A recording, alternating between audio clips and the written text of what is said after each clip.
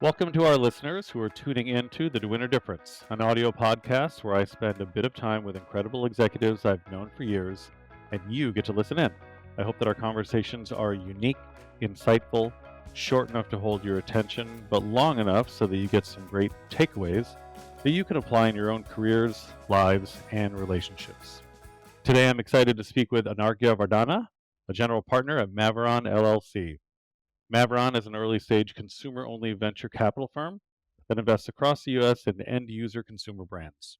A few of Maveron's investments include eBay, Zulily, Allbirds, Common, August Home, and Trupanion, to name just a few.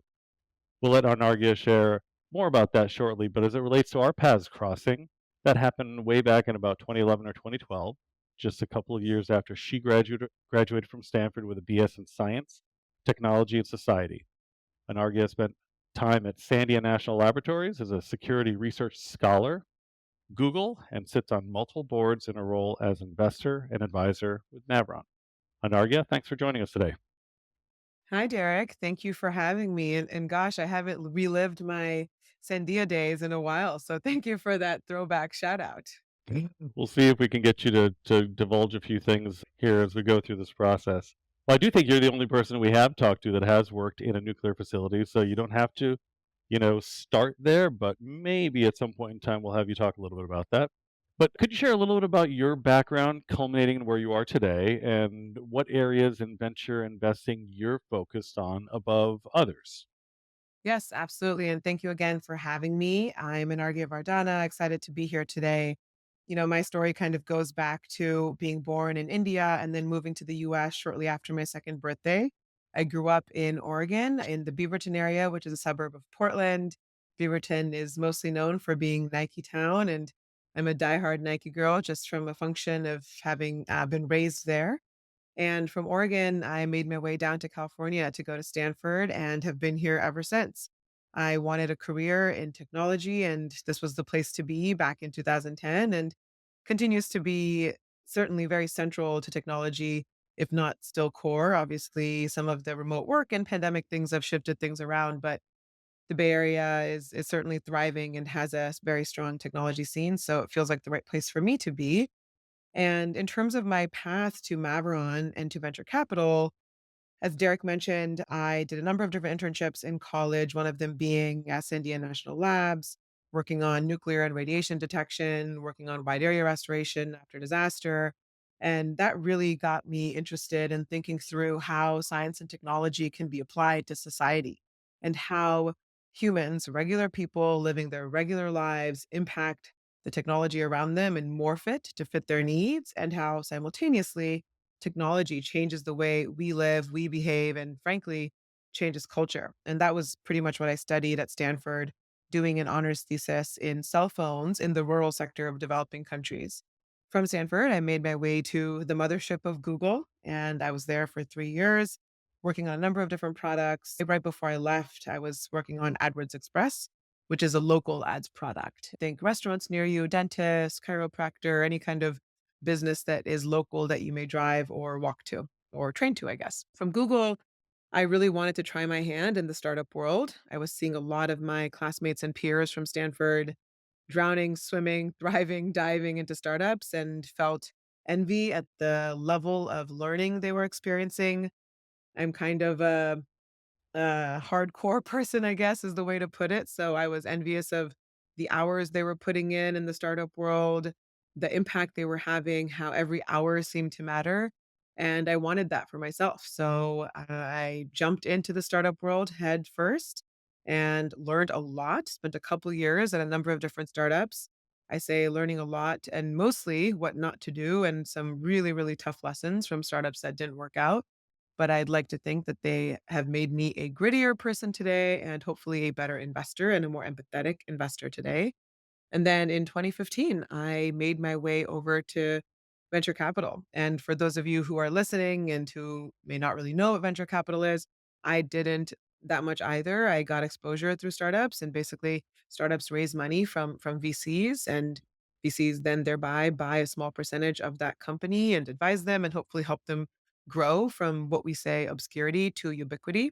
So I joined my firm Maveron in 2015. Maveron has been around for 26 years now. It was founded by my partner, Dan Levitan, and Howard Schultz, the former CEO of Starbucks. And they really came together off the premise that there should be available capital, advisory, and opportunity for consumer companies to grow and thrive and to become household names. And obviously, that first one for them was Starbucks, which went from a little tiny coffee company to the coffee brand globally. And did that again with companies like eBay and Groupon and Trupanion and Shutterfly. And I've been there for 8.5 years. I've invested in a number of different businesses across a number of different sectors, but really my focus is in the health and wellness space. And I've invested in businesses in mental health, adult and children, reproductive care, rare disease, primary care, and a whole set of things. Investing at the early stages, pre-seed, seed, Series A, really the bread and butter being Series A. And I live in the Bay Area with my husband and two kids. And the one thing that I like to do outside of work and spending time with family is running. So I'm a pretty avid runner, mostly a trail runner, but if you don't find me in front of a computer or with my kids, I'm probably on a run. Well, you made the comment of envious of the hours that your colleagues were working in the startups, which must sound crazy now as a mother of 2 to think, "How could I have Oh my goodness. possibly thought that?" Totally. Did you specifically target venture when you were leaving the startup world? We're still all in it around here, but when you left those operating roles, were you looking at Right. a variety of different VC firms? So I wasn't really considering VC. I was actually approaching it as what's another startup I can join and what's a good way to meet great startups? Well, it's to go through VCs because startups are in their portfolio. So that's how I got exposed to VCs, talking to different friends and folks I knew in venture capital and saying, "Hey, are there any top companies in your portfolio, companies you're excited about, companies I should meet and consider for a product manager role?" Which was kind of the operating chops that I had at the time, and that's kind of when one thing led to another, and it went from, "Can I join a portfolio company?" to, "Hey, maybe I will join you. I don't know much about venture capital, but I'm a halfway decent product manager, so maybe I can help portfolio companies if you can in turn teach me and mentor me in learning about venture capital." But you could probably make this comment about any specific time period in venture, which is you started your career in venture at a pretty interesting time, and that would be true if it was 30 years ago or 5 years ago or 2 weeks ago. But you started in 2015, which was a time period that was pretty uniquely marked in the industry with kind of sexism and discrimination allegations, which we don't need to go into great detail of, but it was a pretty unique time period. Can you comment on that for you as a, as a new venture capital professional at that part of that stage of your career as a woman and a woman of color in the venture industry? Yeah, and to take it back a little bit more for me and my own identity in the different fields I've been in, different kids have different things they do in high school, different activities. For me, my thing was science fairs. I was a science fair kid, and I guess I still probably identify with that. Some people are athletes, some people are musicians, some people are the funny kid in town. I was the science fair kid, and I started doing science fairs in middle school actually, and that was what took up most of my time outside of school was science fair stuff. And I did like independent math research, submitted papers, applied to many science fairs, competed in many science fairs, both at the regional, national, international level. And the reason I share that is because the main field I was in was mathematics, and within that, a specific field was the field of number theory, which is the study of whole numbers. And I specifically within that focused on prime numbers. And as you can imagine, back then, this is the late 90s, early 2000s, there were not a lot of girls in the science fair circuit, and within that, specifically in math, they were if there were that many girls there, they were in maybe different fields and not necessarily in math. So, I have kind of experienced being the one of few girls, or if not the only girl in my advanced math classes and in that early rigorous extracurricular activity sphere of my life for a long time, and that's kind of been my experience. And Google was a really interesting place for me because I worked with a lot of women. I worked with a lot of diverse people. I certainly don't know what it's like today, but my first manager was a woman. I had a couple different managers, all but one were women. The senior leadership were women. I had a lot of female colleagues, and many of them were technical product managers, engineers, and it was a great experience for me to, for one of the first times in my life, not be the only one. And it was important for me to have that kind of work environment. But then I went to startups and, the first startup I was at was in the fintech space, and I was the only woman on the technical side of things. And I'm not an engineer, but I was a product manager, and there were no other women on, engineering or product or design. And I realized how much I kind of wanted to go back to the experience of not being the only one. It was important to me for a variety of reasons, but also culturally felt like that diversity would make for a stronger team, a better team, a team with more opinions and more diverse opinions and diverse voices. And so when I was speaking with a number of different VCs, and some of them started to say, "Hey, would you ever consider working with us?" One thing that was very important to me was that there was at least another woman around the table, and most specifically, that there was a path for a woman to be a senior person at the firm. And that was certainly true at Maveron. Maveron has always had at least one female check writer around the table in the 26 years of its history. It's something we're very proud of. We invest in consumer businesses, and a lot of them are founded and run by women, and that's kind of been core to the DNA of Mavron since the early days. And researching that history and realizing that was very important to me. And finally, I saw that junior people joining as senior associates, which is what I joined at as, had risen through the ranks, truly been mentored and guided to then become principals, partners, and then eventually general partners. And so seeing that precedence was important to me. And I give you that history because, yes, while I did join venture capital in an interesting time, especially to be a woman and to be a woman of color, I felt like I was in this very powerful, supported, and really ideal place to be as a young person starting off as a senior associate in venture capital. And that place was and is Maveron. And there was a woman who was a general partner, and she was an incredible champion for me. But it wasn't just her, right? My partners Dan and Jason, who are still my partners today, have been mentors, coaches, champions of me since day one, and have really pushed me to succeed and have supported me in coming up through the ranks and in becoming a general partner. And I know not everyone has had those experiences and those opportunities, and haven't been as lucky as me. And I think part of the advice I got early on was to create a close-knit group of other women who were starting venture capital around the same time as me. I did that. There's a group of like 8 or 10 of us who started around that time.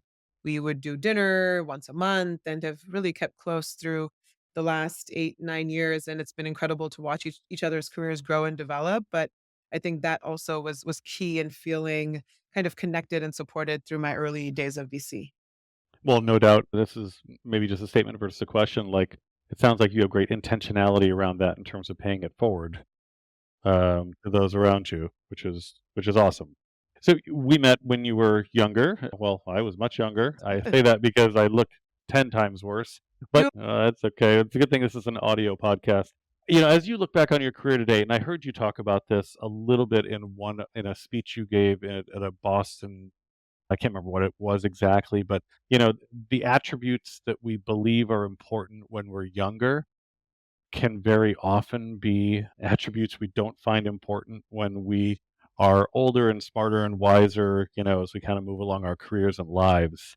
What were some of the attributes that you felt were really important when you were the 25-year-old version of yourself? And what do you think those attributes are now that make somebody not just successful, but like a person worth being around in the professional world?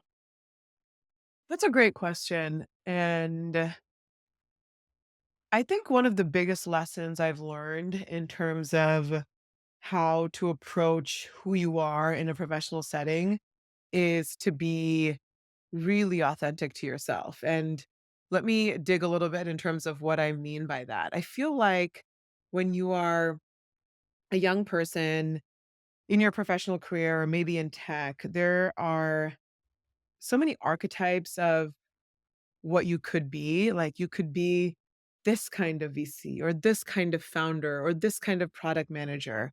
And, earlier we were talking about the pressures of growing up with social media. And I don't think it's that different if you're, say 25 years old in tech, you see so and so's tweet, you see so and so's YouTube video, you listen to this podcast, and you're like, okay, I want to be like them. And so I'm going to mold my style, my approach, my thoughts to fit this person or to fit this style because I aspire to be like them. And I think what I have learned time and time again is that the beauty of venture capital is that you get an opportunity to make it your own. Each person has their own style, and it has never served me well to try and mimic someone else who I admire. Sure, I can learn from them and pick up things here and there, but I think that the best people in this field are so true to themselves. And what do I mean by that? If they're just a brutally honest, direct person, they just stay brutally honest and direct. Even if other board members are approaching it slightly different, or other board members are maybe delivering a message in a way that is not as direct or might not be perceived as brutally honest. I think the best board members stick to their style and embrace it, and obviously try to be respectful and kind, within your style, but going after how you approach the world and continuing to stay true to that, I think makes for a really good professional in this field. And I think if you had asked me, 10 years ago, if I agreed with that statement, I might say, there was a right way to do this, and you do need to kind of follow and figure out that right way and look to the greats and kind of model yourself after them. I wholeheartedly believe you. There's a million ways to solve puzzles and do things and not I think the folks that try to be someone else generally have some of the more difficult paths forward because Yeah. that's hard. That's really difficult. It's hard to Uh, fake it for a long it time. is. It sure is. So, I didn't we went over this a little bit in advance of doing the podcast, so I didn't give you this question at all in advance, so I'm gonna throw a curveball at you, but, like, one of the thoughts I had I know, sorry about that. One of the thoughts I had in my head was, like, what are the attributes that you look for in kind of the founder CEOs? And maybe a different yeah, and so you can answer that if you want, but I thought maybe a more interesting one is, what are the attributes you look at and go like, "Oh my goodness, not this again," or like, there's no way I'm touching this simply because of this spidey sense that I have around, a vibe that somebody is giving off around this type of, emotional lack of emotional intelligence or style or something. Yeah, yeah, I'll answer both. So, and some of this I've learned the hard way, but I think building a company, and I'm investing at the seed and series A stage, so early stage, building a company is so, so freaking hard.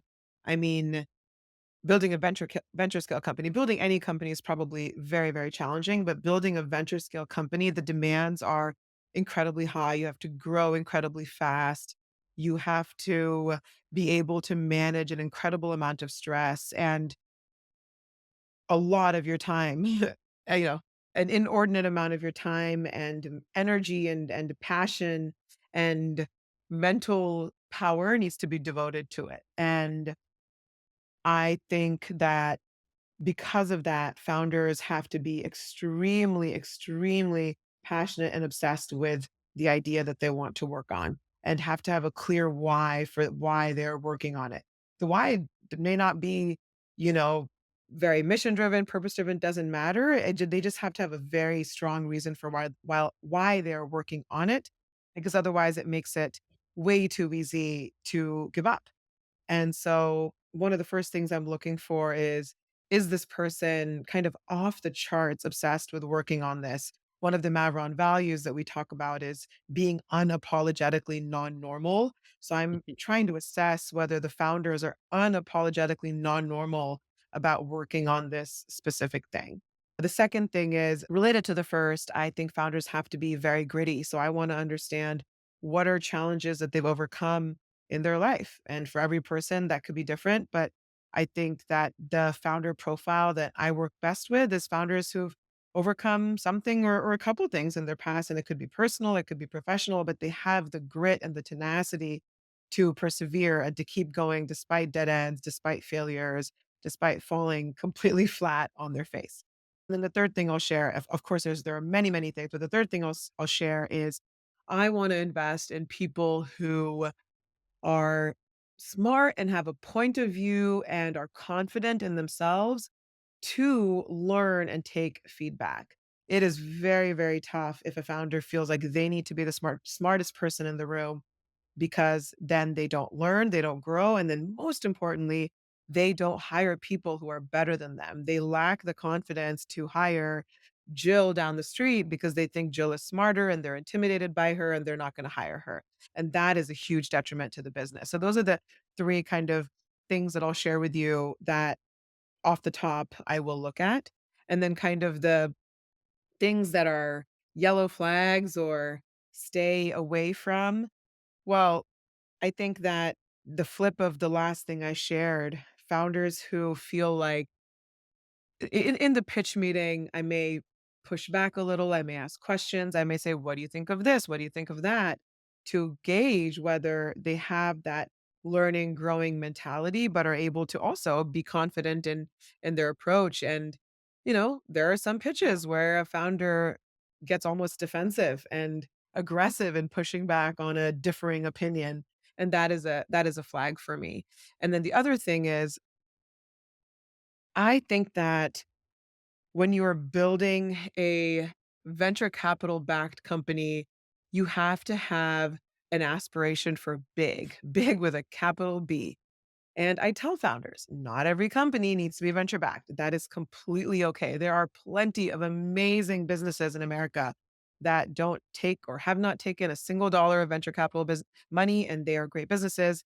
One can do that. But a founder who doesn't want to build something huge and doesn't have the aspiration to build something huge, and when that is evidenced in the pitch meeting, that's also a yellow flag for me to stay away from. Interesting. Well, you have been very gracious with your time, and so this is the point in the podcast where we get to flip the script a little bit, and you get to ask me a question. I don't know what it is. You've maybe had some time to prepare for what it is and may give me a giant zinger, which I'll fumble around with, but this is your shot at me. So you go. Yeah. I have a number of questions, but let me stick to one, which is going to be maybe indicative of the different ages and stages of career that the two of us are at. So I entered the workforce in 2010 and have seen up into the right until recently, until the last 2 years, where it has just been a colossal shift. And I think I myself have been grappling with it. I've seen my peers grappling with it. And frankly, I've seen a lot of people leave venture capital, leave tech, a lot of disillusionment, et cetera, et cetera.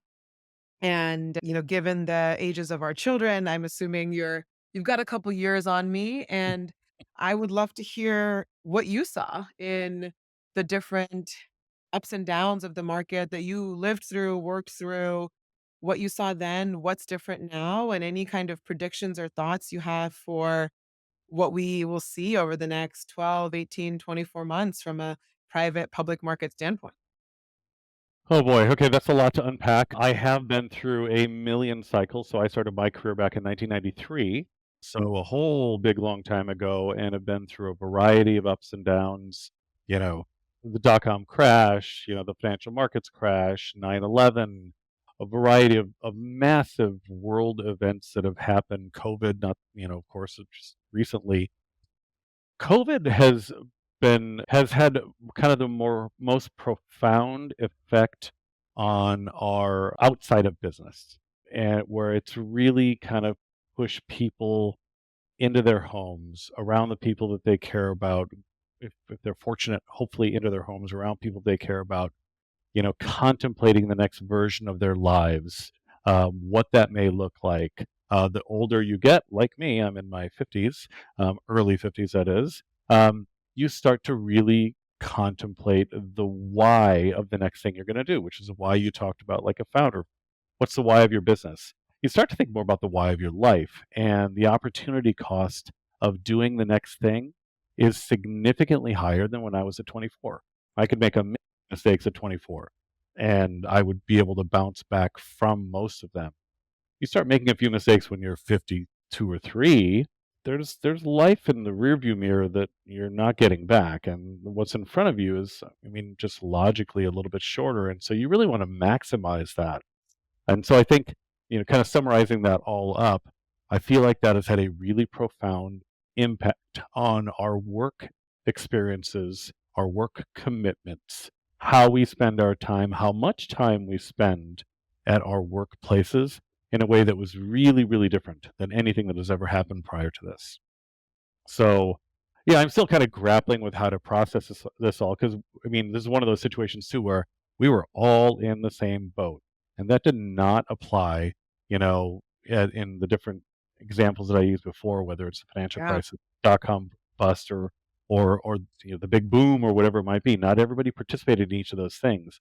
This is one where we all kind of participated together across all, you know, across all kinds of different socioeconomic landscapes and, you know, where you lived and how you lived.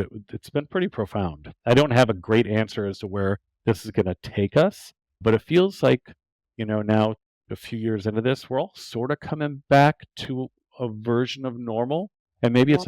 maybe it's a better version of normal because maybe we were living in a little bit of a world of abnormal. From a pure market perspective, I'm super good at predicting the future, so, bear with me. Notwithstanding the fact that this is an election year, which is always, clunky, there is a lot of, and I just hate using this word, but everybody does. There's a lot of dry powder. There's a lot of this, there's a lot of Yeah. that. VC doesn't like to sit on money. Private equity does not like to sit on money. Your job is to deploy funds and to get things moving up and to the right. And so there's only so long that can remain on the sidelines. So I am bullish that we are going to get into the middle and second half of 2024 with a directional beacon that Mm. gets us back to a better place. Yeah. No, that's all super helpful and thoughtful. So thank you for sharing, both the first part around if we have, 100 coins to give around to all the different things in our day, work, personal life, kids, our own health. I do agree. I think people have been forced to become more thoughtful about it and perhaps thinking more about their health given the huge health crisis that happened. And then to your second part, I'm also optimistic and hopeful that the second half of this year and then early next year will start to have a pickup in pace that's not just AI oriented, but broader than that. So definitely looking for that slight shift to happen this summer. Let's both cross our fingers for sure. Well, I get to set you free now. Thank you so much, Anarghya. I really appreciate it. For all those that, you should be impressed that Maveron hired this amazing person back in the day. B, that she's taken full advantage of all opportunities in front of her. And C, that she had a focus on primary numerical something or other thing that I can't possibly understand. My guess is you probably are about the smartest person in the room when you enter most rooms, so don't hold it against anybody. And I hope our paths cross again real soon. I really do appreciate your time, Anarghya. Well, thank you so much for having me. It's always a treat to spend time together and looking forward to seeing you soon. All my best. Thank you so much for taking the time to listen to the DeWinter Difference podcast. If you like this episode, head to dewintergroup.com/DeWinter-Difference to catch future episodes and share your thoughts, comments, or suggestions. And make sure to connect with us on LinkedIn, Facebook, and Twitter. This podcast is produced by the DeWinter Group, the leading recruiting firm in the Bay Area and beyond. We help top companies and people reach their fullest potential through world-class accounting, finance, and technology recruiting services.